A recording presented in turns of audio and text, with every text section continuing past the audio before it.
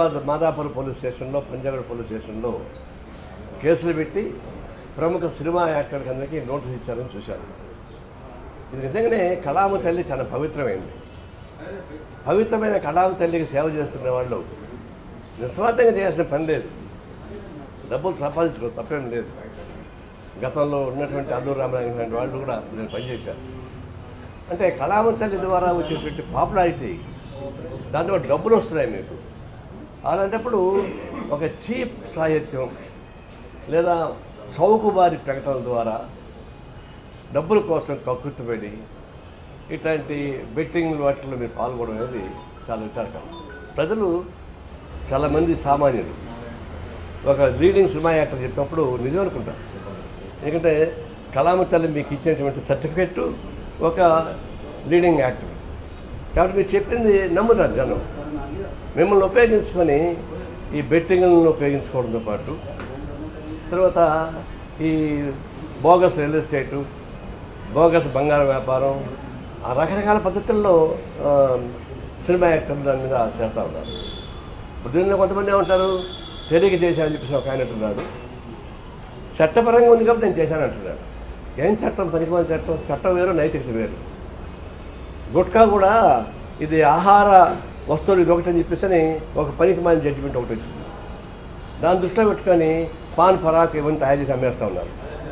చాలా హీనాతిహీనమైనటువంటి పాన్ పరాక్ లాంటి వాటికి కూడా సినిమా యాక్టర్లు అడ్వైజ్ చేస్తున్నారు. దాన్ని తిని ఎంజాయ్ చేస్తున్నారు పనికిమాలిన వాళ్ళు. దీన్ని చూసినప్పుడు సాంఘిక అరాచకంతో కూడుకున్నటువంటిది, సాంఘిక హింసతో కూడుకున్నది, అనైతిక విలువతో కూడుకున్నటువంటి అంశాలపైన మీరు ఎందుకు మీ పాపులారిటీ ఉపయోగిస్తున్నారు? కేవలం డబ్బులు అంటే మీకు డబ్బులు ఇచ్చారు కదా, జనం సపోర్ట్ చేశారు, మీకు డబ్బులు ఇచ్చారు, ప్రతి సినిమా యాక్టర్ బ్రహ్మాండంగా అనుభవిస్తున్నారు. కొంతమంది సినిమా యాక్టర్ రిటైర్ అయిన వాళ్ళు మామూలు యూట్యూబ్లో యాక్ట్ చేసుకుంటున్నారు, సీరియల్స్ యాక్ట్ చేసుకుంటున్నారు. చేసుకోండి, అనేక సీరియల్స్ వస్తున్నాయి, దాన్ని చేసుకొని పోయి ఎందుకు పాడుపుత్రులు పని చేస్తున్నారు? ఇప్పుడు దాకా జనం చేత మెప్పించబడి ఇలాంటి చేస్తున్నప్పుడు ఎంతమంది ఆత్మహత్య చేస్తున్నారు బెట్టింగ్ నహర్. నేను ఎవరో నాకు ఫోన్ చేశాడు, సార్ మీరంతా ఆన్లైన్ రమ్య ఆడతారని చెప్తా కొడతా చెప్పాడు. పేరు కూడా తెలియదు నాకు. అంటే ఇట్లా వాళ్ళకి ప్రోత్సహించే పద్ధతుల్లో సినిమా యాక్టర్ చేయకూడదు. ఒకప్పుడు చిరంజీవి కోకోకోలా అడ్వర్టైజ్మెంట్ చేస్తున్నాడు. అప్పుడు నేను ఆయన లెటర్ రాశాను. ఈ కోకోకోలా అనేది నేనే కాచి చూశాను, బాండాలో పెట్టేసి కాశాను, కారులాగా వచ్చేసింది. అయ్యే కోకోకోలా తాగడం వల్ల అది అనారోగ్యం, పిల్లల్ని చెడగొడుతున్నావు,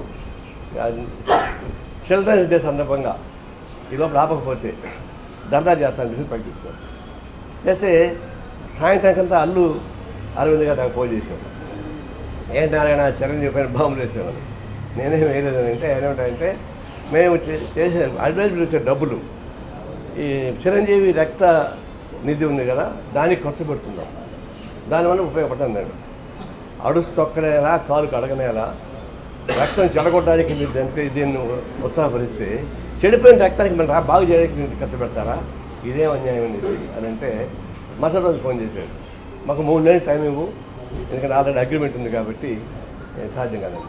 కరెక్ట్గా 3 నెలల తర్వాత ఆపేశాడు. మన చిరంజీవి ఎప్పుడు కోకోకోలాకి చేయలేదు, ఎంత డబ్బులు ఇస్తా కూడా. అట్లా ఉండాలి, ఉంటే స్పిరిట్. ఇదేంటి పనికిమాలిన వ్యవహారం, కాపాడుకోవడానికి ప్రయత్నిస్తున్నారు. అదేమంటే చట్టబద్ధ ఒకడంటాడు, నాకు తెలియదు, ఇంకొకటి తెలియదా? సినిమాలో పనిచేసేవాడు తెలియకపోవడం దానిలో కళాంతకుడు, అన్ని విషయాలు తెలుసు.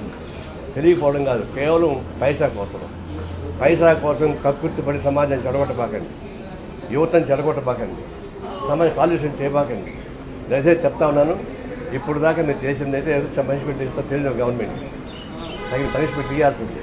భవిష్యత్తు ఇట్లాంటివి ప్రత్యక్షంగానో పరోక్షంగానో పర్మిషన్ ఒప్పుకోకూడదు. ప్రభుత్వం అంటే ఆ ప్రభుత్వం అనేక లూసులు ఉన్నాయి. ట్రంప్ ఏమన్నాడు తెలుసా? అమెరికన్ ప్రెసిడెంట్ ట్రంప్, ఏమయ్యా నువ్వు ఇన్ని లక్షల కోట్ల వేల కోట్ల రూపాయలు మిస్యూజ్ చేసావు, డబ్బులు ఎగ్గొట్టావు, కేసు ఉన్నాయంటే ట్రంప్ అంటే చట్టాల్లో ఉన్న లోపాలని ఉపయోగించుకున్నా అన్నాడు. ట్రంప్ అంటే చట్టాలను ఉపయోగించుకుని తప్పు చేస్తే తప్పు కరెక్ట్ అవుతుంది. అది ఈ చట్టాలు అనేక లూసులు ఉంటాయి. నైతికత లేదా, మానవత్వం లేదా, సమాజం అంకిత భావం లేదా, కేవలం డబ్బులే కావాలన్నా, దొంగ మార్గం డబ్బులు సంపాదించాలన్నా, ఇవన్నీ కూడా కేవలం చట్టం అని, రూల్స్లని, నాకు తెలియదని అమ్మాయికి పోటీ పెట్టబాకండి.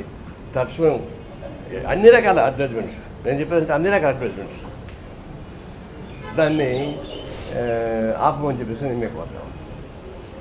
సార్ ఇప్పుడు జనాలకు వీళ్ళు ప్రచారం చేస్తేనే వాటన్నిటి ఉపయోగించే పరిస్థితి ఉంది సార్. సోషల్ మీడియా ద్వారా కావచ్చు, లేదంటే ఇతర సెల్ ఫోన్ల ద్వారా వాళ్ళంతా వాడుతూనే ఉన్నారు కదా సార్. అది కూడా వచ్చింది. ఇప్పుడు సోషల్ మీడియా ద్వారా వచ్చేటువంటి ప్రచారం కానీ, ఫోన్ ద్వారా వస్తున్నటువంటి ప్రచారం కానీ, నేను చెప్పా కదా, నేను నాకే ఫోన్ చేశాడు సార్, అది వాడు నాకు తెలియదా వాడికి, సార్ బెట్టింగ్లు ఇది చేస్తారా సార్, తర్వాత ఆన్లైన్ రమ్మీ సార్ అంటే చెప్పుదా ఒకటి మళ్ళీ ఫోన్ చేస్తాను వస్తుంటాయి.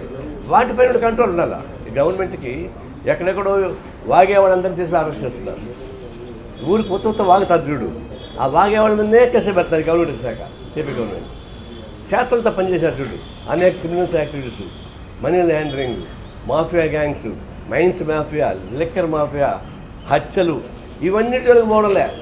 కేవలం పోసానేది వాగాడంట, ఇంకోటి ఇంకేది వాగాడంట, ఆ వాగిన దాని కేసు పెడుతుంది. ఇది వాగాడమ్మ పైన మీకు కేసు పెట్టడం కాదు. ఆచరణలో ఎవరైతే క్రైమ్ చేస్తున్నారో, ఆర్థికంగా ఇబ్బంది పెడుతున్నారో, ఏమని 2 days శాండ్ మాఫియా జరుగుతూ ఉంది, లిక్కర్ మాఫియా జరుగుతూ ఉంది. వాటిపైన మీరు యాక్షన్ తీసుకోకుండా ఎవరో అన్నారంటే అది కాదు. కానీ అయితే సోషల్ మీడియా యాక్షన్ తీసుకోవాలి. సోషల్ మీడియా అతీతం కాదు, పట్టుకోవడం పెద్ద కష్టమేం కాదు. దానిపైన కూడా చర్యలు తీసుకుని పడుతుంది. బెట్టింగ్ని కొన్ని రాష్ట్రాల్లో అనుమతించడం, కొన్ని చోట్ల చట్టపరమైన వెసులుబాట్లు ఉండడం, దాన్ని ఆసరా చేసుకుని ఇవన్నీ చేస్తున్నారు. దేశవ్యాప్తంగా ఒక చట్టం బెట్టింగ్ని నిషేధించేదేమన్నా? అదే చట్టం అంటే మన భారతదేశంలో ఏ చట్టం పెట్టినా దాన్ని డొంకలు పోసేటువంటి ఒక సందు పెట్టారు. మీరు భూ సంస్కరణ చట్టం పెట్టారు, దాన్ని చాలా సందులు పెట్టారు. ఎక్కడ నష్టం జరగలేదు. అంటే గుట్కా ప్రమాదం